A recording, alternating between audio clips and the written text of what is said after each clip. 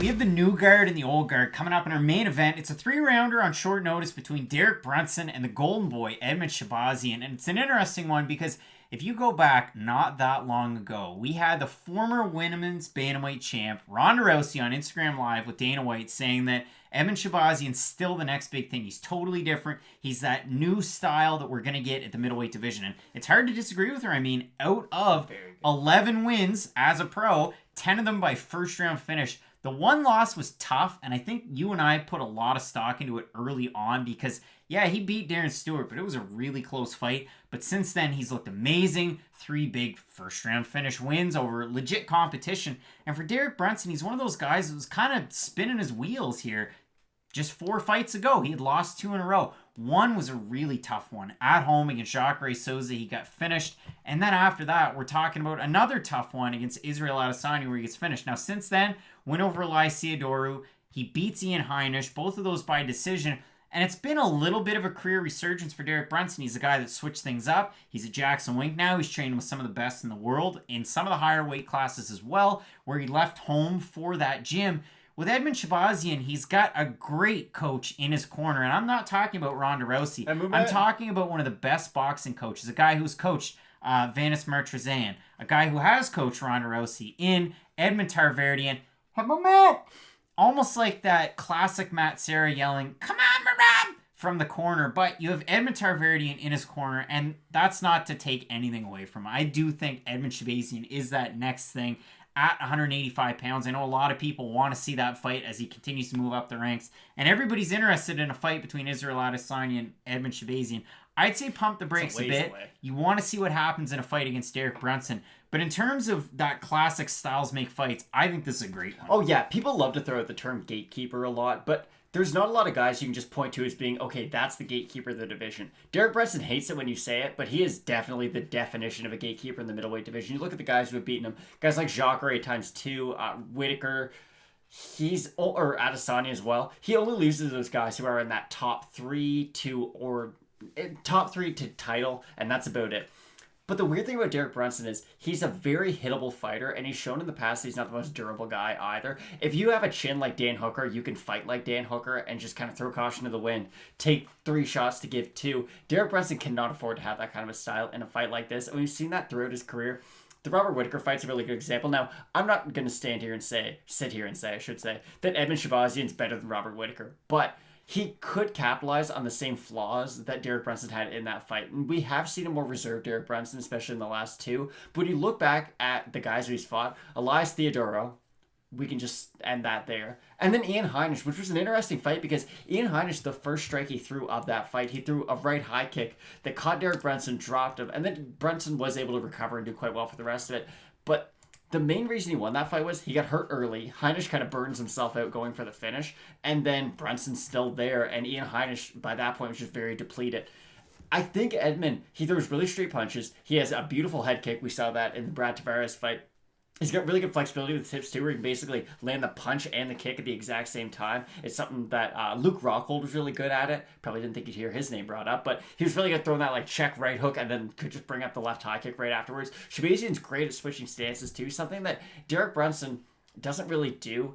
And Derek Brunson's best skill isn't something that he uses all that often. He's a really good wrestler, but he's very much a Chuck Liddell style wrestler where, okay, if you're trying to take him down, it's probably not going to work. I'm sure you're going to mention 100% takedown defense, which is just take my stuff, man. It's a crazy stat to think of when you think of the guys who he's fought. He's fought guys like Yoel Romero. Like Derek Brunson as a defensive wrestler is one of the better guys around. But the problem is, look at the Israel Adesanya fight. He was just kind of reaching for takedowns the whole time. And when you go back and watch a lot of Derek Brunson's fights, offensively, his wrestling's very strange because he doesn't really do the traditional, okay, gonna get into the clinch and then maybe drop down, see what I can get. He reaches a lot for his takedowns, and I think that's going to be an area where Edmen Shahbazyan is going to be able to look for either a knee or an uppercut or just something to catch Derek Brunson if he's going for any of those entries. Matt wanted to go through all my notes and use them up fairly early, so I'll go with something totally different. And the odds for this fight, Shahbazyan open a -270 favorite, sitting around a -320, and you got Derek Brunson countering at a +250. I think that's interesting because, again, we're talking incremental steps up. But that's a pretty big step up. To go from We're talking Charles Byrd, no longer in the UFC. Jack Marshman hasn't been a great run. Brad Tavares. But at the time, we hadn't seen Tavares fight in a long time. He's a picture of inconsistency, a guy that's trained with some of the best too at Extreme Couture. But it was a tough one, and Edmen Shahbazyan was favored to win that fight for sure. So Shahbazyan passes that test with flying colors. Now you take on a guy in Derek Brunson that does two things really well. That 100% takedown defense, the Yoel Romeros, the good wrestlers, the good strikers as well, that can catch him, take him down. He's been able to withstand all of that so far. You worry about his chin, but again, those losses, they've been some time ago. The fight against Jacare 2 years, 5 months ago. The fight against Israel Adesanya almost 2 years ago. We're bridging on that. So Edmen Shahbazyan, while I do think, again, he is that next level guy, that guy that's going to be hanging around for a long time. Because if you look at the age discrepancy, you can see it on the screen. Wow. It's a 14-year age gap. So Derek Brunson very well possibly on the way to aging out of the division. We've seen middleweights stick around for quite some time. Edmen Shahbazyan, barring any wild, crazy injuries or issues inside or outside of the cage, we're going to see him compete for a long time. Still young in his career at the 11-0. And oh, by the way, when you're winning 10 of 11 fights by first round finish, you're not taking a ton of damage either.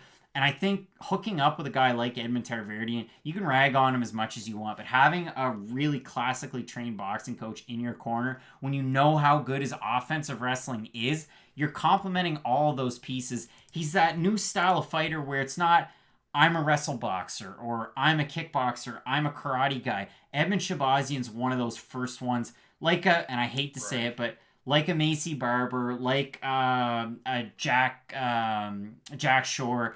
This is an MMA fighter, truly and well-suited MMA fighter, where you're bringing everything together. So I just want to say that now, because if you want to get too far into the weeds in terms of stats, you can look at Edmen Shahbazyan, the fact that, yeah, striking accuracy, 52%. Well, it's better than Derek Brunson. Or his takedown accuracy is only 40%, but he's going for 6.77 per 15. The trouble with that is, again, you have to discount it, because in that Darren Stewart fight, it was pretty for about sloppy. 73 takedowns. It was pretty sloppy. Yeah, and since then, all first round finishes. So you can't really look into stats too much. You kind of have to use the eyeball test on this fight. And it's one of those ones where I don't like where the odds are at, because Edmen Shahbazyan, you can't say unproven, but you're taking on a guy like Derek Brunson that's fought some of the best in the business, and has finished guys too, like a Uriah Hall. And don't discount that win, because it really does matter.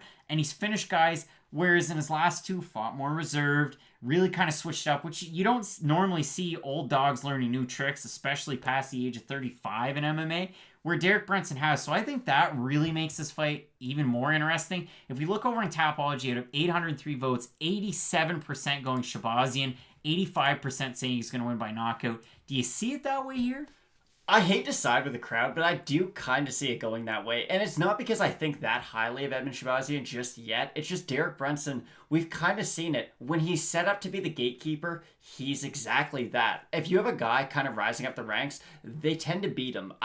Ian Heinisch was the only guy who wasn't able to, but other than that, I think Edmen Shahbazyan is quite a bit better than Ian Heinisch, even at this young portion of his career, because when you look at what Heinisch does well, he just kind of keeps this steady pace throughout the fight. There's never any big peaks, there's never any big valleys.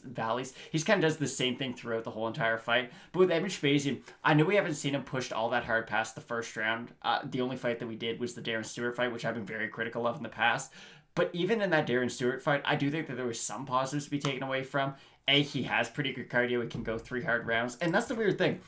This is only a 3-round main event. It's not like Edmen Shahbazyan, who hasn't been in a 5-round fight before. That's not going to affect him in the slightest. Derek Brunson, I think if this was a 5-round fight, I would actually favor Derek Brunson a little bit more, even though he is the faster starter of the two. He does have that championship experience. He's been in those rounds. But with Shahbazyan, he's a guy who, very fresh in his MMA career, 3 rounds, it's perfectly suited for him, and I just don't really see how he loses this fight. But I will agree with you. These odds are absurd. They should be a lot closer than they are. So although he is a very, very heavy favorite, I would still pick Edmen Shahbazyan. I would as well. It's a lot closer, like you said, than I think a lot of people give it credit for. And let us know in the comments below who you're going with. Yeah. I see a lot of people, we throw it out there in the community section quite often, throw out your locks of the night. I see a lot of people saying lock of the night, Edmen. I don't know if I go that far. Again, I think this is one of those fights. This isn't like Khamzat Chimaev, Reese McKee, or Khamzat Chimaev, John Phillips. I mean, Edmen Shahbazyan is a prospect on that same level, but we haven't seen Hamzat Chimaev taking on those top guys at 85 or at 70, and it'll be at 70 moving forward. And I see big names being tossed out there every day. Edmen Shahbazyan's already up there. You can't forget about this guy. You have to watch this fight over the weekend. I think he's going to be able to get the win. I think it's a lot closer of a fight than a lot of people are giving it credit for. And again, this is one of those ones, and we kind of throw that little bit of a caution here.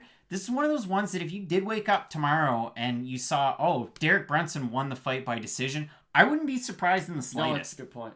Exactly. And the power of Derek Brunson, too. Everyone talks about his chin. He doesn't have the greatest chin in the world. He reminds me a little bit of Alistair Overeem. He's a glass cannon.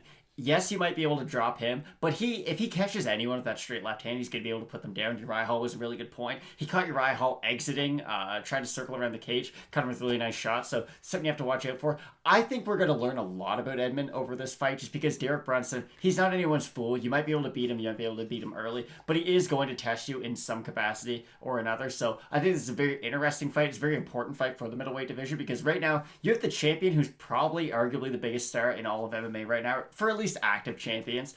And then you've got, Robert Whittaker, he could fight for the title, but did he beat Darren Till good enough to really warrant another title shot? I don't think so. You have Paulo Costa waiting, you have Jared Cannonier waiting. Middleweight's a very stacked division right now, and I'm super excited for this fight. We need some parity here. And Matt, before we close off the video, this is another one I want to know down below in the comments. If we're talking fight of the night, I think there's two that really pop off the page. What's the one that you're going to go with? So Luque versus Brown is definitely going to be my fight of the night, mainly because Luque doesn't know how to have a boring fight. Win, lose, or draw, he's going to go out there and put on a crazy performance. Not afraid to eat strikes, to give strikes. I think that's probably going to be your fight of the night. And I think Randy Brown is going to give him all he can handle. I think that's going to be a really good fight. And for me, it's that weird, crazy, freaky fight between Ed Herman and Gerald Mearshart. So make sure you check that prediction video out in particular, as well as Vicente Luque and Randy Brown. You're not going to want to miss those.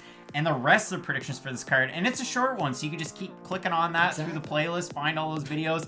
And really appreciate everybody for tuning in. I think we're going to hit a benchmark this week, and I want to thank everybody out there. Keep it locked in with Fight Night Picks, Matt, and as we always say, let's get into it.